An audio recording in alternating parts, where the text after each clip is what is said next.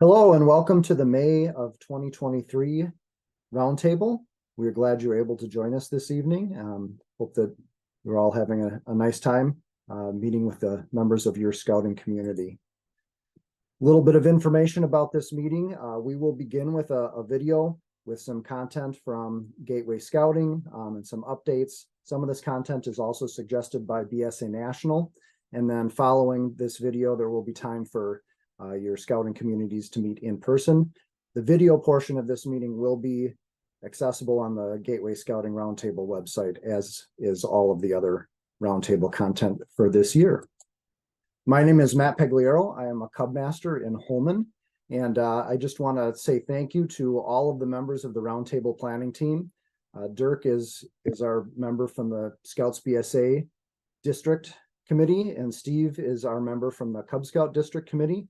And then we have Morgan, Ashley, Laurel, and Joe, who have supported from the council. Thank you to all of these people for putting on really nice content for this year's Roundtable. If you have any ideas for future Roundtable content, please contact us, let us know.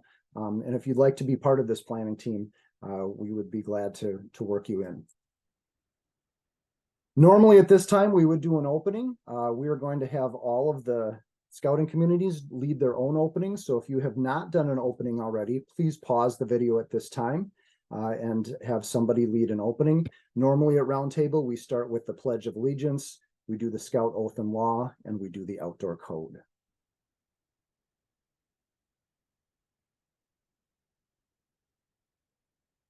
All right, as I mentioned earlier, we're going to start with some information from National BSA and from the council. So we're going to start with a safety moment that Steve Schauer is going to review. We have a video for some BSA safe swim defense, especially considering remote areas, areas that may not have swim areas marked off that you may be working in the summer. So I'm going to go to that video quickly.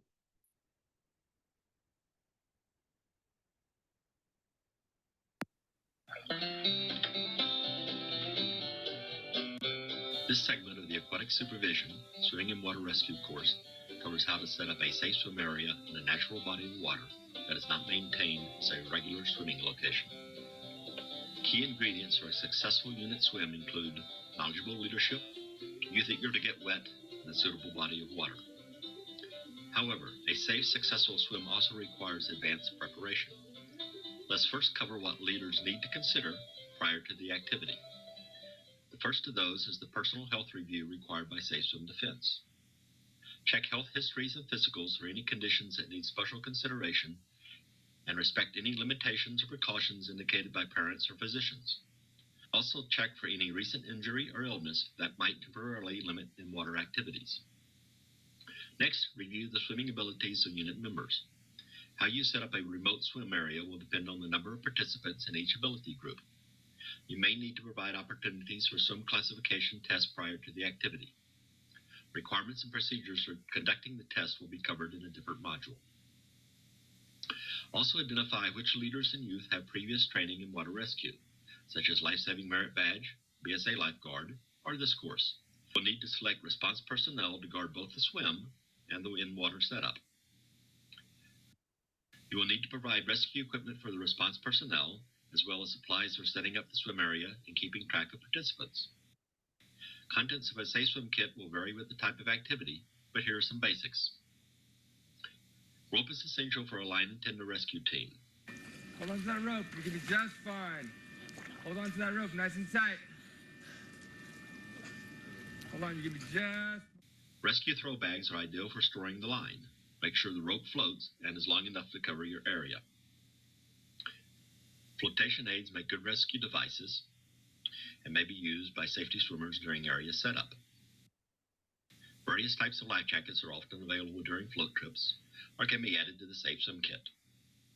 Swimming areas for non-swimmers and beginners must be marked with a physical boundary. That is, something swimmers will run into before reaching deep water. Floating line is good for that. Balloons or other floats are handy for marking areas and help keep the line in place.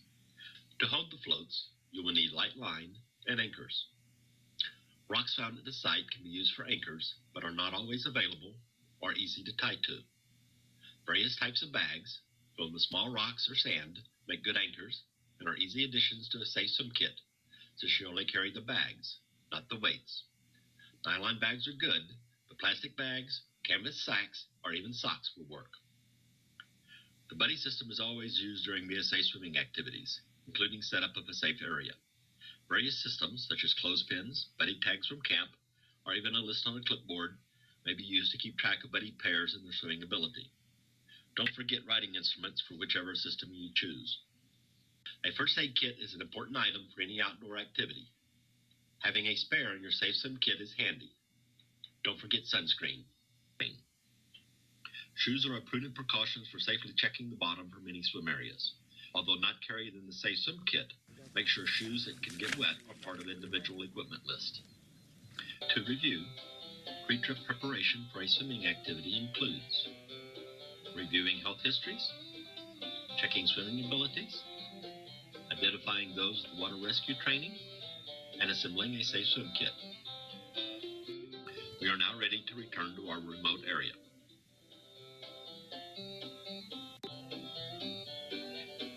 Setting up a swim area with 3 ability groups can take a bit of time. Therefore, large units should consider using a small group of older, trained youth to set up the area, while the rest of the unit does something else. That will prevent those not involved in the setup from getting bored. Before anyone goes into the water, unit leaders should clearly explain safety procedures and each step in the process. Safety features include strict adherence to all points of safe swim defense, including the buddy system, response personnel, and a lookout. The first task is to check shallow water for hazards such as debris or drop-offs. That is done with a line of swimmers walking parallel to shore. Shorter swimmers are positioned near the shore, and taller swimmers near the other end. It is also possible to use a line moving perpendicular to shore, but a line moving parallel to shore is preferred. Such a line allows objects to be passed to shore, prevents everyone from stepping off into deep water at the same time, and better utilizes those at different heights. Once leaders are convinced that shallow water or sufficient area is clear, a buddy check is given. Buddy check. 1, 2, 3. You got 3? Go. 3's good. And everyone leaves the water. A buddy check is also indicated if there are any problems during the search, such as someone snagged by a fishing line. If the initial sweep determines that the area is not suitable, then the group needs to move to a different location.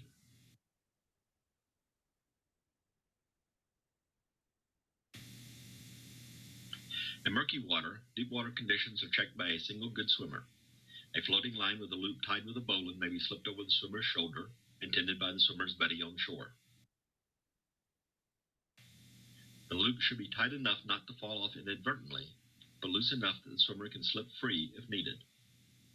A safety swimmer with a flotation device may accompany the swimmer in the water. The safety swimmer is typically buddied with the lookout. The swimmer carefully bobs up and down as he moves into deep water. As the water deepens, he switches to feet first surface dives. Since the maximum depth for swimming in turbid water is only 8 feet deep, the swimmer need not submerge very far.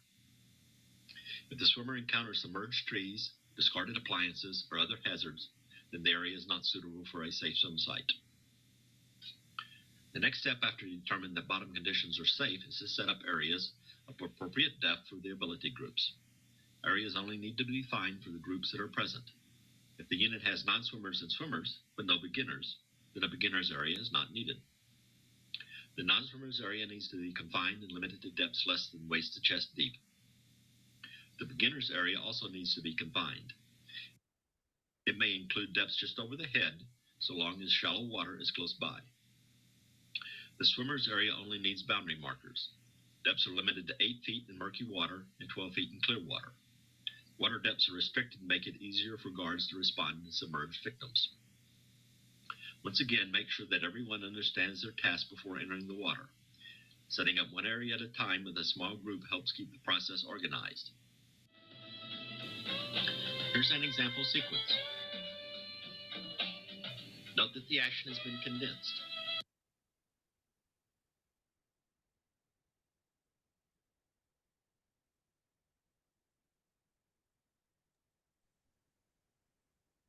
All right, and now Steve is going to provide a overview and for some of the rest of this information.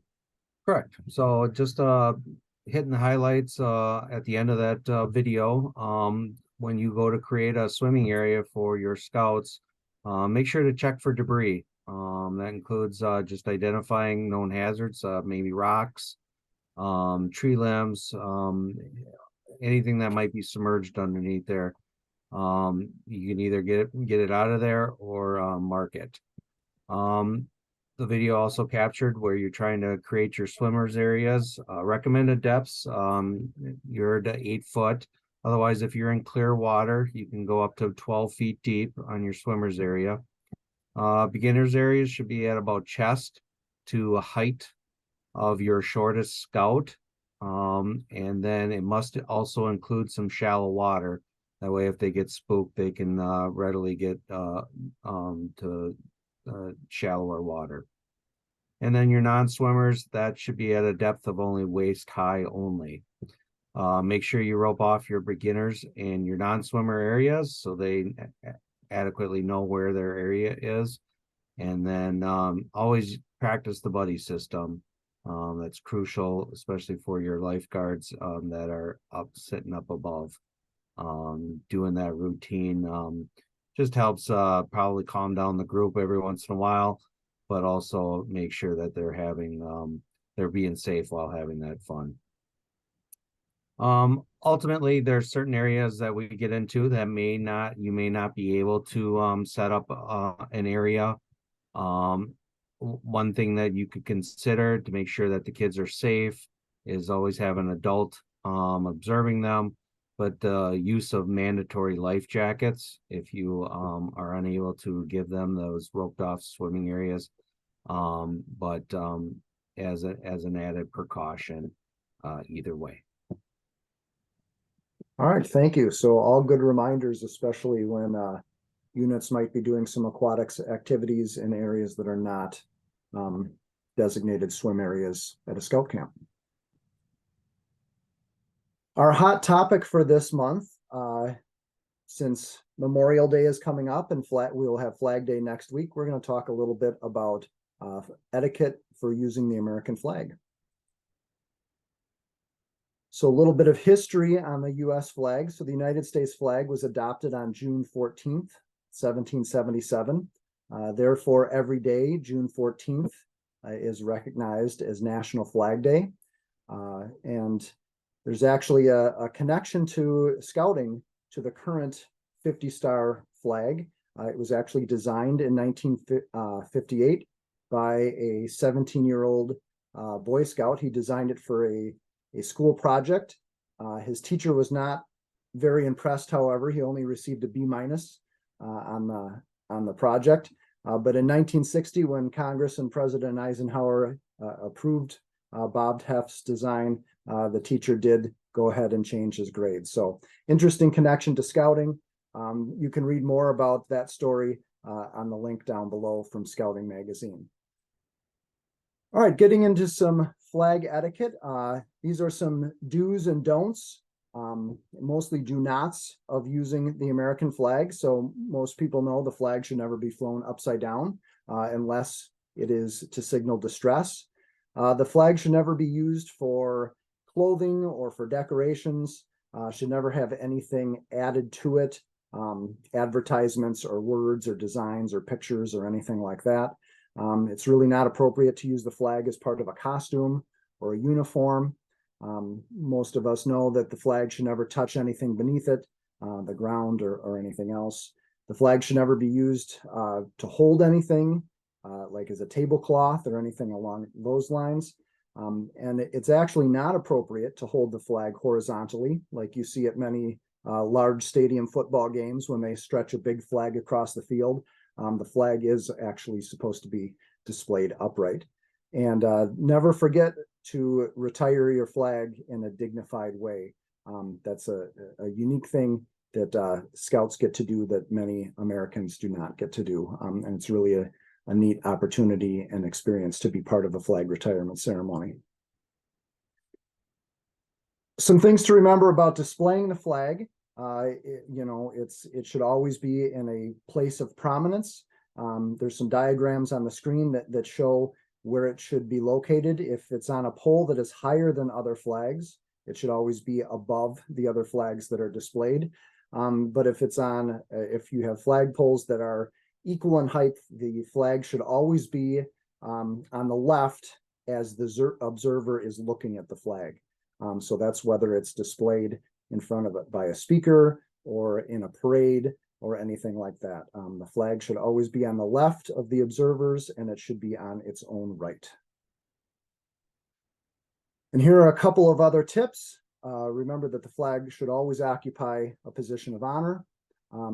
Flag ceremony should always be respectful, but keep in mind we should always tailor them to the scouts that are participating, whether it's Cub Scouts or older scouts. Make the ceremony appropriate to those age groups. Flags that are carried in a parade or presented in a ceremony should always be held in a perpendicular upright position.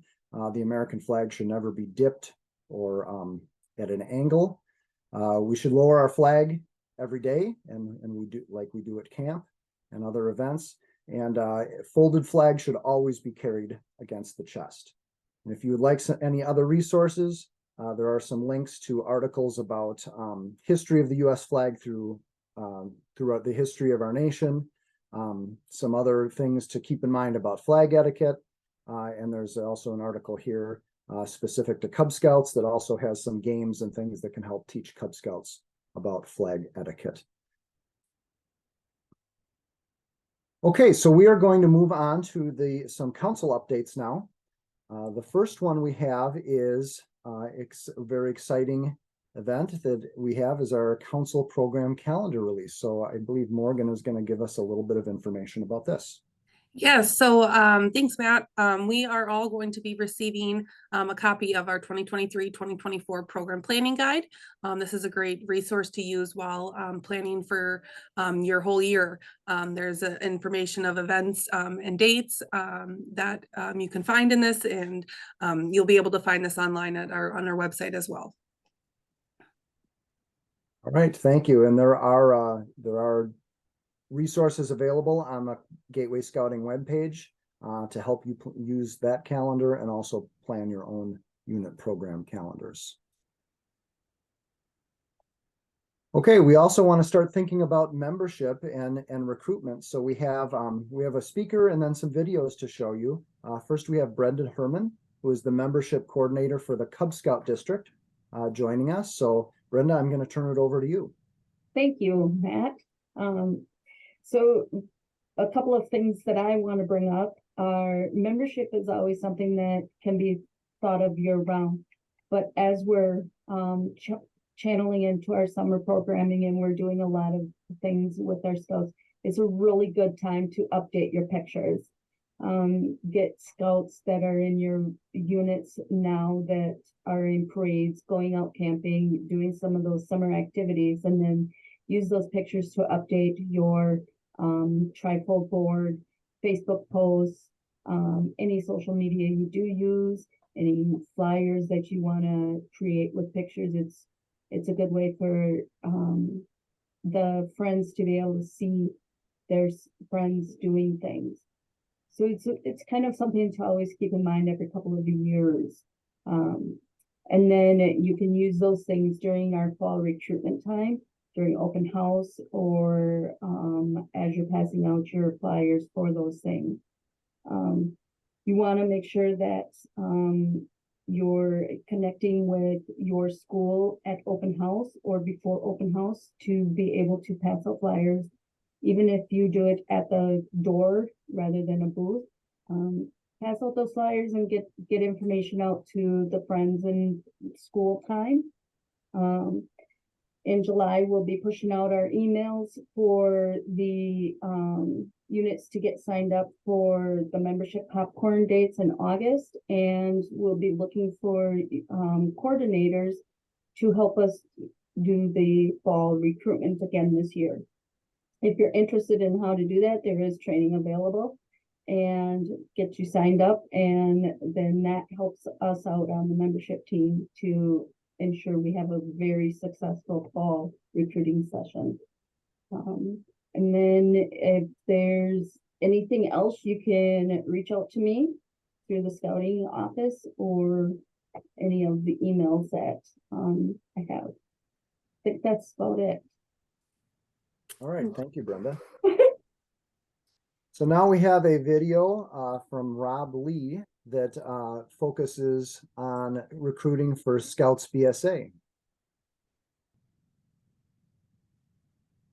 Oh, wrong video. I'm sorry.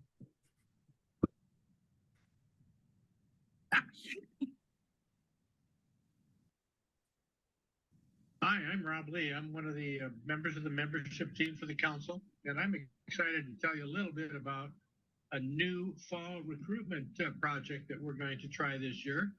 It's primarily focused on sixth graders. Obviously, then it is recruiting for Scouts BSA. We're going to be using a plan that has been successfully used in other councils. You might be asking, why are we going to do this? This is something new. We usually focus on Cub Scouts. Well, we do focus on Cub Scouts. Of course, we know they're the lifeblood of scouting throughout the council. But why? Well, in the past 2 years, our Cub Scout numbers have gone down. During the pandemic, 2020, 2021, our Cub Scout recruiting was not good at all. And as a matter of fact, we lost a number of Cub Scouts that were in packs that were not meeting. So what that means for our troops is that there is going to be a very limited number of Scouts or Cubs crossing over into your troops within for the next 2 or 3 years, possibly. So we need to do something different to try to get back some of these sixth graders that we were not able to recruit or did not join when they were possibly in Cub Scouts. So the plan is basically one that involves troops to a very significant amount, particularly your scouts, who would be maybe your senior leaders in your troop, but recognizing people as they come up, inviting them to come in, have a seat, an opening ceremony, and probably most importantly, talking a little bit of a brief presentation to those scouts, those Cubs, or the potential scouts rather, about their particular troop, why they're in the troop, what are they doing, and then having maybe some storyboards to be able to talk a little bit more at length about some of their particular adventures. You say, why do we need the scouts so heavily involved? Because 6th and 7th graders, kids of that age, don't listen to 45 or 55 or 75-year-old men talking about scouts. They are very, very much related to their peers, what their peers are doing, what their peers are thinking, what their peers are wearing, and as a result, we need to count on our scouts to help recruit these new scouts into your troop. If you'd like to participate, we'd love to have you, but make sure that you get going and prepare a storyboard, talk to your junior leaders about it, and make sure that they are willing to be involved, because without them, it's not going to work. If you're interested, it'll be in the fall. Contact Morgan at the Scout office and let her know, and we'll provide you with more details later. Thank you.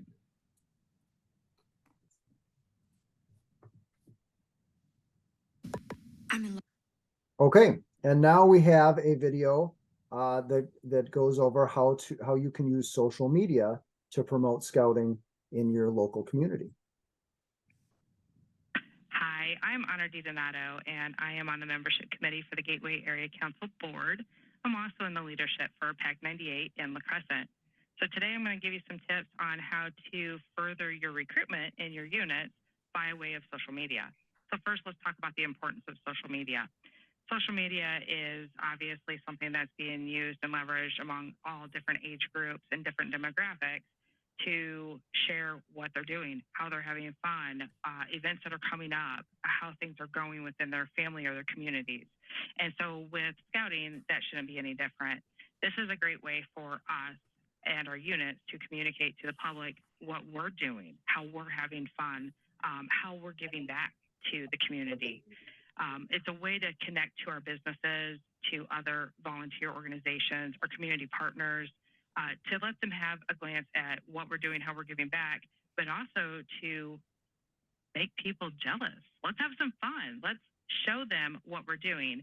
And when parents are looking at these pages, when they're seeing these pictures and they're looking at what the kids of the same ages are doing.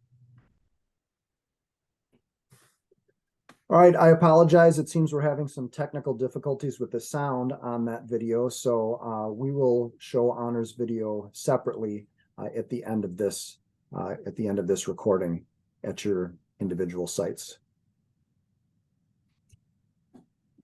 To go along with some themes that have been going on in the council lately, we just had a conservation theme for our Scouts BSA camporee, and that was also a theme for Roundtable a couple of months ago. There is an annual river cleanup scheduled, and that has actually been rescheduled because of flooding on the Mississippi River. So the new dates are Friday, June 2nd, Saturday, June 3rd, and there are some opportunities for volunteers to do some work with cleanup and conservation. So on Friday, June 2nd, that's at the Trempealeau Boat Landing. And on Saturday, June 3rd, they are meeting at Myrick Park to clean up the La Crosse Marsh area. If you are interested or have scouts that would like to do this project or need service hours, especially conservation service hours, there are Google forms to fill out and also an email address to make contact for that. There's also more information on the River Cleanup website. All right, I'm going to turn it over to Morgan for some of our council updates. Yes, so we have some exciting training opportunities coming up. We do have our Cub Scout leader specific training, which is our blue, as you would heard it, basic adult leader outdoor orientation. That's going to be May 20th to 21st out at Camp Decorah. We have our, again, with Scouts BSA, we have our Introduction to Outdoor Leader Skills, iTools, May 19th to 21st out at Camp Decorah. And then we do have our Scouts BSA youth training for National Youth Leadership Training happening June 11th through 16 out at Camp Decorah. All these registrations are open and available on our website, gatewayscouting.org/training. All of the month of May, we will be running our Scrapathon. This is a fundraiser that we run annually that helps raise money funds for scouting. So bring any of your recyclable metal to the participating locations. We have a location here at our Scout Council office. We have one out at Camp Decorah. There is a location from Rundy in Holman and Toma as well. And then the La Crosse landfill is also participating in this. We also have our 2023 adventure cards sale running right now. It is a great way for scouts to raise money for specific scouting adventures that they'd like to partake in. It also could be, you know, uniforms, really any scouting affiliated thing they can use this money towards. It's there's a $10 per card, $5 goes to the Scout, $5 goes to the council. So it's a no risk sale that you can pick up these cards and then just make sure that they're returned. We are running this now through July 7th. This weekend, we will have our Cub Scout Day at the Franciscan Sisters of Perpetual Adoration Land up on St. Joseph Ridge. It is $5 a person. We're going to be having a round robin activity that will take you through the gardens, the woodlands, the greenhouse, and so much more. It's going to be a great day of fun out there. So sign up is on gatewayscouting.org/greenhouse. And upcoming this summer, we have our Summer Merit Badge Days out at Camp Decorah. We have one June 10th, June 11th, July 25th, and July 26th. All that information can be found on our website for you to register as well. And then we have our annual Loggers Scout Night at the Loggers, June 17th, 2023. At the gates open at 5:30 p.m. We're going to have a meet and greet with the players before the game. And each ticket is an entry to throw the first pitch. So $15 per ticket, and then that includes a Loggers hat. You can find more information in the code to use on our website for that. Morgan, does this event end at the end of the game? Yes, There's yep, no it is just overnight? at the end of the game. Yep, we are not unfortunately able to do the overnight this year, so Okay. after the game is done, you will be able to go home. And then if All you right. save, oh, sorry, go ahead. Go ahead. Yeah, so we do have some events coming up this summer that we just wanted to make sure you have on your calendar. John Hanley has some information for us about another merit badge opportunity that corresponds with Flag Day to kind of go along with our hot topic from earlier in the meeting. So, John. Hey, thank you, Matt. This year we're going to offer what I call is a pop-up merit badge class for citizenship in the nation, be held at the Franciscan Spirituality Center. It will participation will be up to about 8 to 9 scouts, and during that time, they will be part of their culminating event for the merit badge is to explain the significance of the flag to a number of veterans in our area. So this is something that's been developed and looked like it was a good opportunity to have our scouts earn an Eagle required merit badge and also provide some service to our local veterans. All right, great, thank you.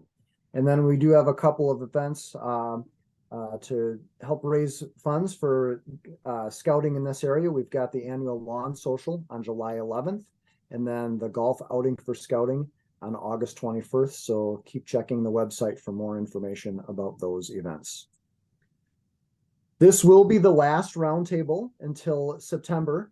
So this is a good opportunity for you to relax a little bit and spend time with your families and spend time with your units at summer camps and things like that. There will be some membership and popcorn kickoff meetings in August. Morgan has a little bit of information about that, I believe. Yeah, so we're gonna have 4 different sign up nights. It's gonna be kind of mimic the same as we did last year. We're gonna have separate breakout rooms for popcorn, and then Cub Scouts and Scouts BSA. If you do have 2 adults that attend these kickoff meetings, you will get an additional 5% commission for your popcorn sale. And again, as we're not going to be meeting for roundtable, this is a great opportunity to connect with others and kick off the year at a great way.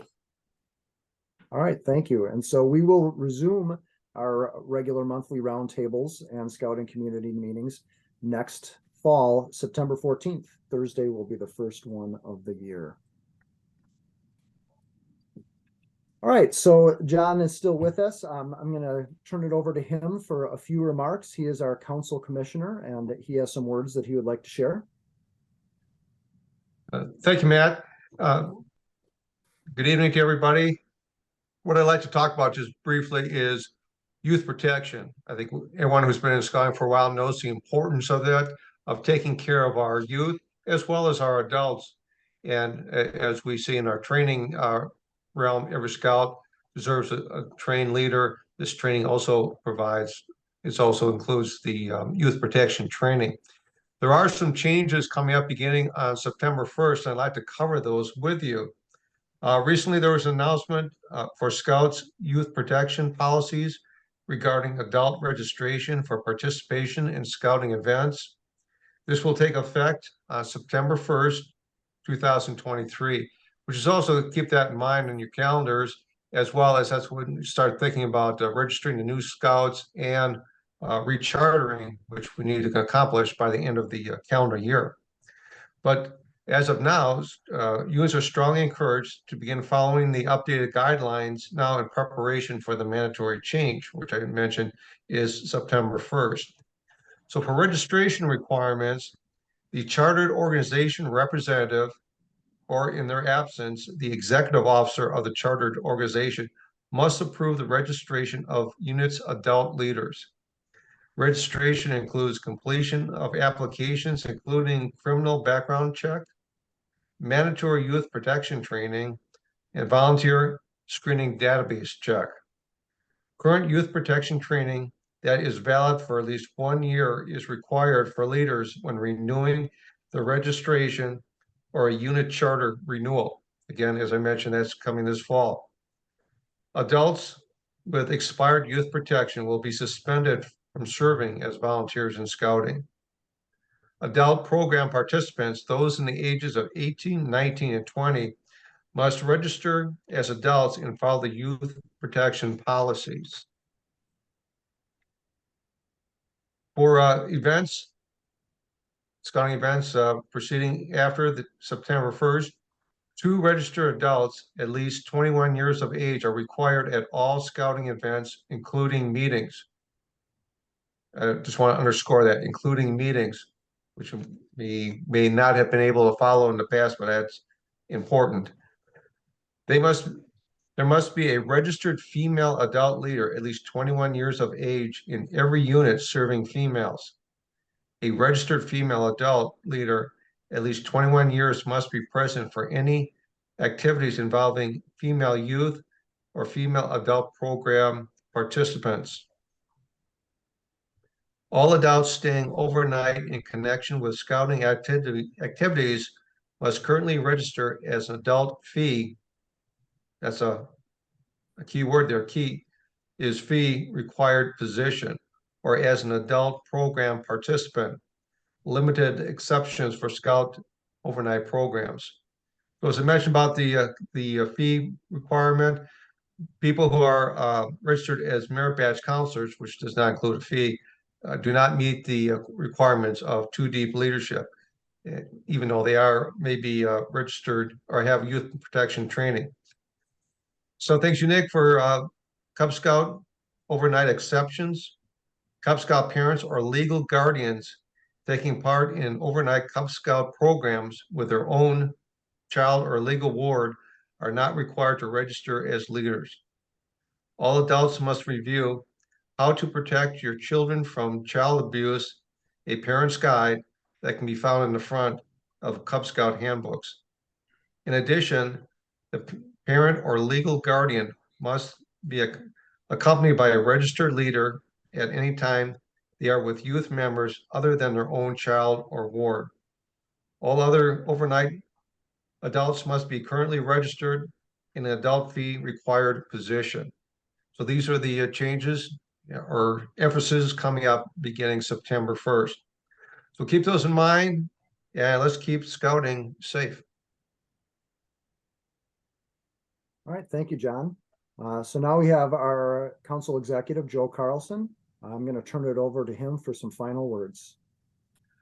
Thanks, Matt. Exciting that we're able to gather in person tonight. I encourage all the groups to have a productive and a connecting second half of the roundtable as we gather at 5 different locations in our council. I want to thank everybody that took time over the previous scouting year to join us monthly for our Thursday roundtable meetings. You know, it's enjoyable to hear and see different ideas and interactions between the units, and really see the number of units that are connected together in the council grow and increase. I want to thank our roundtable planning team for all the great work that they did over the last scouting calendar year to plan these functions. Thank you to everybody that attended, but also thank you to Matt and the roundtable planning committee and the staff that supported that effort as well. I want to encourage everybody to have a great summer of scouting activities. Looking forward to hearing about the many adventures that your packs and troops are up to, but I also want to encourage everybody to use the summer, maybe the second half of the summer, as productive planning time for the fall 2023 year. Make plans to join us at those August kickoffs, and certainly if you have challenges in your unit, you know, related to program planning or volunteerism, or even just questions about, hey, what can we do to mix things up, reach out to a member of the Gateway Scouting volunteer staff team, and we'll certainly be glad to get people involved to help improve your unit's scouting experience. So let's have a great summer and scout on. All right, thank you, Joe. So we're going to move into our scouting community meetings at each of your meeting locations.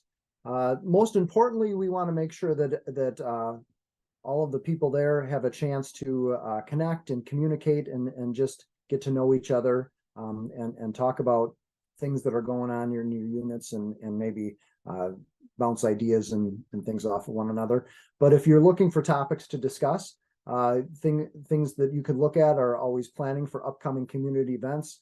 We've got Memorial Day observances coming up, lots of local parades and festivals during the summer. So if you have dates and details about those, you could share those. As we mentioned earlier, this is a good time to start thinking about planning for recruiting.